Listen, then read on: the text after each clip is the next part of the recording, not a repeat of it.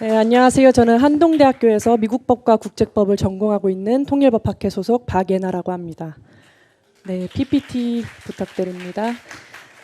네, 먼저 저는 북한 급변 시 국제형사재판소 로마 규정에 의한 김정은 정권의 체포에 대한 것을 중심으로 연구했는데 이걸 먼저 말씀드리자면 이제 법을 처음 공부하기 시작해서 저는 가장 먼저 생각한 게 북한 정권을 어떻게 재판에 세울 것인가, 어떻게 체포할 것인가. 한 번쯤 다들 생각해 보셨죠?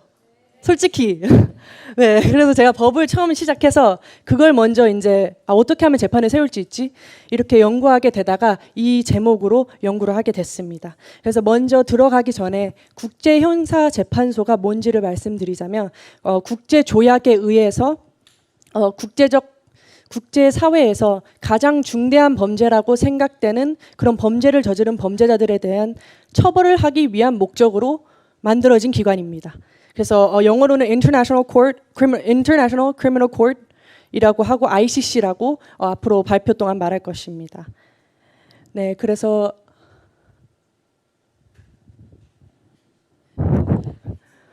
네, 아직 제 PPT로 오케이. 네, 그래서 이제 먼저 북한 급변 사태라고 하면 어떤 가능성들이 있냐면 지금 북한 최고 지도자의 유고 혹은 북한의 뭐 내전이 격화된다거나 아니면 뭐 군부적 폭동, 지역적 폭동이 일어났을 때 이런 급변 사태라고 할 수 있습니다.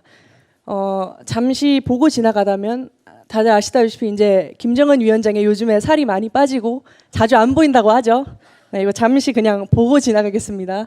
네, 그래서 이런 급변 사태가 일어났을 때 그러면 우리가 국제형사재판소 로마 규정에 의해서 어떻게 합법적으로 김정은 정권을 체포할 수 있는가? 로마 규정이라고 하면 한마디로 법 같은 것입니다. 이 국제조약 내에서 어떤 법이 있는가? 이게 바로 로마 규정이라고 할 수 있는데 이 로마 규정에서 제 13조 이 13조 안에 이 세 가지의 관할권이 있는데 이 관할권 중에서 A와 C는 사실 북한에 해당하지 않습니다. 왜냐하면 이게 국제 조약이다 보니까 여기에 비중국이어야지만 이게 바인딩이라고 하는데 이게 이 관할권 내에 속할 수 있습니다. 이 힘이 적용이 됩니다.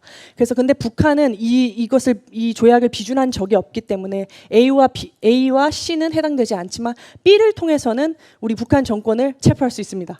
네, 그래서 B는 무슨 말이냐면 유엔 안보보장이사회, 유엔 안보리가 만약에 이 상황을 ICC에 회부를 한다면 그때 이제 ICC에서 영장을 발부하고 체포를 할 수 있게 됩니다. 그러면 이제 유엔 안보리에서 어떻게 이걸 회부할 수 있는가? 9개국이 찬성 투표를 해야지 이것을 ICC에 회부할 수 있습니다. 근데 이 9개국 중에서 5개의 상임 이사국이 꼭 투표에 포함이 되어 있는데 이 상임 이사국 5개국 중에서 그러니까 상임 이사국이 왜 파워풀 하냐면 비토 파워이라는 게 있습니다. 비토 파워는 거부권이라는 것입니다. 그러면 이 5개국 중에서 이 상황을 회부할 때 제일 걸림돌 거부권을 행사할 두 나라가 어느 나라죠? 러시아, 중국. 네, 러시아, 중국이 이 상황 회부를 비토 파워를 행사할 가능성이 매우 높습니다. 그래서 제 논문에서 이제 다룬 게 이런 문제, 이런 걸림돌을 저희가 지금 그런 법차 절차들을 연구하고 이런 걸 해결해야지 미래의 급변 상태가 갑자기 일어났을 때 저희가 이렇게 합법적으로 신속히 체포를 진행할 수 있다는 것입니다.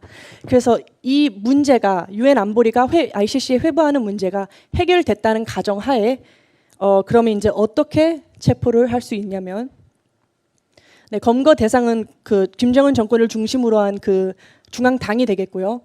네, 그러면 로마 규정 제 58조에 따라서 체포 영장을 발부할 수 있는데 이 로마 규정 58조에 따르면 두 가지 요건이 성립이 돼야지 체포 영장을 발부할 수 있습니다. 첫 번째는 reasonable grounds, 합리적 근거가 있어야 하고 두 번째는 필요성입니다. 합리적 근거라고 하면 이 로마 규정 내에서 이러이러한 범행을 저질렀다는 증거가 있는가, 그것이고 필요성은 이제 이 체포 영장을 꼭 발부할 필요가 있는가. 필요라고 하면 이 당해인이 이 재판에 출석하지 않을 가능성이 높으면 꼭 체포 영장을 발부해야겠죠. 그래야지 재판에 당해인이 없으면 재판을 할 수 없으니까. 그래서 그 두 가지가 충족돼야 되는데 저는 이제 여러 가지 이런 보고서들을 연구했을 때 합리적 근거에서 로마 규정 제6조에 해당하는 집단 살해죄와 제7조에 해당하는 인도에 대한 반환죄에 북한 정권이 해당한다는 것을 알게 됐습니다. 네, 그래서 제6조 집단 살해죄는 이름이 말하듯이 한 집단에 대한 박해와 살해를 말합니다. 네, 그럼 북한에 다들 아시다시피 이제 기독교인이라는 집단에 대한 박해와 처형이 많이 있습니다. 그리고 두 번째는 북한 중국인 혼혈 아이에 대한 낙태가 많이 자행되고 있습니다. 예를 들면 북한 이제 여성이 중국에서 중국인의 남자와 함께 아이를 뵌 상태로 다시 북한으로 송환이 되면 북한 정권에서는 어떤 이 한민족의 피가 더러워진다는 이유로 그 중국 혼혈 아이들을 다 낙태시킵니다. 이 또한 이런 혼혈 아이의 집단에 대한 살해죠. 그래서 이 집단 살해죄 6조에 해당한다고 볼 수 있습니다. 그리고 제7조의 인도에 반한 죄는 이거는 여러분이 많이 이 북한 인권에 관해서 많이 아실 것 같아서 넘어가겠습니다. 여러 이제 노예화라든지 여러 박해, 살해 이런 것들, 멸절 등의 그런 범죄를 저질렀으며 이 제7조 인도에 반한 죄에 해당한다고 할 수 있습니다. 그래서 이제 필요성으로 넘어가자면, 자, 그럼 필요성, 이 당해인이 재판에 꼭 출석 안 할 것 같아. 그러면 이 사람이 꼭 출석하기 위해서 체포영장을 발부하자. 아니면 이 당해인이 이 해당 범죄를 계속해서 저지를 것 같으면 그것을 방지하기 위해서 이 체포영장을 꼭 발부해야 된다. 이런 필요성을 말합니다. 그래서 이런 필요성은 저는 이 네 가지 어떤 유사시 북한 정권이 도주할 가능성이 높다를 보여주는 네 가지의 도피 도로를 근거로 제시했습니다. 그래서 첫 번째 도피 도로를 보자면 한 관리 말에 따르면 평안북도 의주군에서부터 독림군까지 연결하는 1, 2, 3호라는 암호가 붙인 비밀도로가 있다고 합니다. 이 비밀도로를 통해서는 이 비밀도로는 간혹 1년 내내 텅텅 비어 있고요. 다만 727이라는 차 번호가 붙은 북한 고위 간부들의 차만 가끔 다닌다고 합니다. 그러니까 비포장 도로가 아니라 콘크리트 도로인 거죠. 그리고 그래서 이 도로를 사용한 도주 시나리오를 짜보자면 평양이 만약에 공습을 받거나 어떤 일이 생겼다. 그럴 경우 열차나 자동차를 통해서 독립 염주까지 빠져나옵니다. 그 다음 김정은 정권은 이 1, 2, 3호 도주로를 통하여 압록강을 건너서 이제 중국으로 잠적한다는 시나리오를 그려볼 수 있습니다. 이 상황 같은 경우는 북한과 중국과의 관계가 중요하겠죠. 그리고 두 번째는 은폐도로 시나리오입니다. 은폐도로는 이 평안북도 향산군과 창성군 약수리를 잇는 콘크리트 비밀도로가 있다고 합니다. 이곳을 통해서는 이제 시속 100km로 두고 달리면 1시간 만에 중국 그 접경선까지 도착한다고 합니다. 그리고 다음 시나리오로는 지하 터널이 있습니다. 이제 황정엽 씨의 말에 따르자면 평양 지면 아래 약 300m 지점 아래 정도의 지하철도와 제2의 지하 세계가 있다고 합니다. 그래서 당시 이제 김정일 당시에 김정이 그 지하 터널들을 통해서 도주할 수도 있었다고 합니다. 그런데 이 미 육군 정부 사령부 문건이 이제 공개가 됐는데 이 문건이 그 황정엽 씨의 말에 신빙성을 더해줍니다. 이 문건에 따르자면 2002년 북한군과 호위부는 의주 근처 북한 국경지대에 확인되지 않은 2,800m 길이의 터널을 건설했다고 합니다. 그래서 다음은 또 지하 벙커가 있습니다. 1951년 CIA 비밀 보고서에 따르자면 평양 돌박산 근처에 김일성의 지하 방공호가 있다고 합니다. 이 또한 평양 신의주 고속도로 분기점 주변에 위치해 있다고 합니다.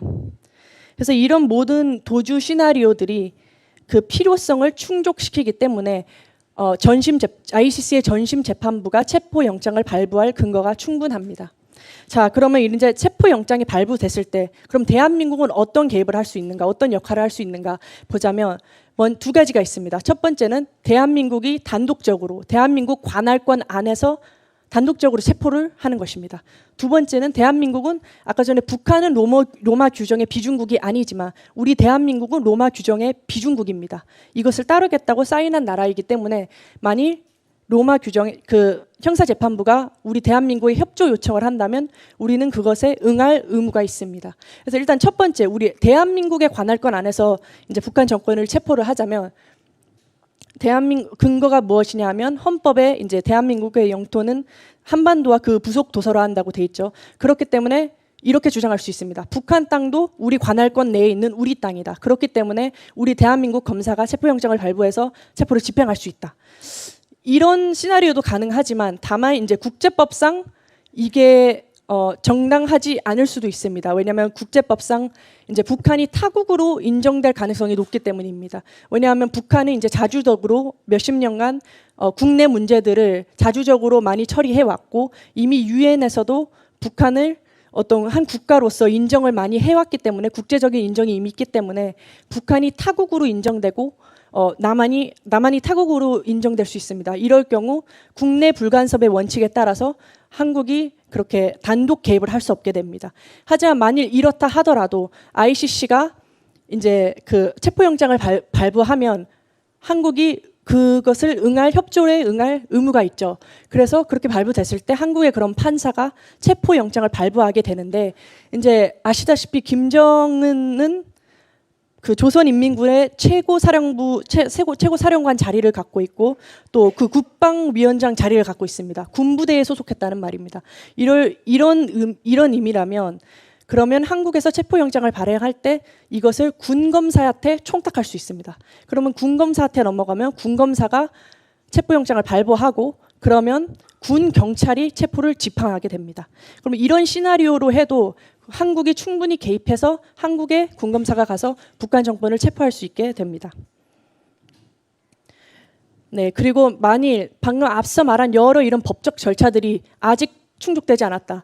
급변 사태가 너무 급변하게 일어나서 아직 이런 게 서류가 충분치 않다. 그래도 합법적으로 체포할 수 있습니다. 왜냐하면 로마 규정 제92조에 따르면 가체포를 할 수 있는 그런 규정이 있습니다. 그래서 법적 절차들이 아직 서류들이 준비 안 됐다고 하여도 이런 가체포를 통해서 합법적으로 북한 정권을 급변시 체포할 수 있게 됩니다. 네, 그래서 결론을 말씀드리자면 이제 북한 급변 시 이런 모든 법적 절차들이 예비되어 있어야지 신속한 체포가 가능하고 재판을 하려고 하면 당사자가 있어야 되는데 그 당사자를 신속하게 체포하려면 이런 것들이 지금 저희가 빨리 해결하고 준비해야 합니다.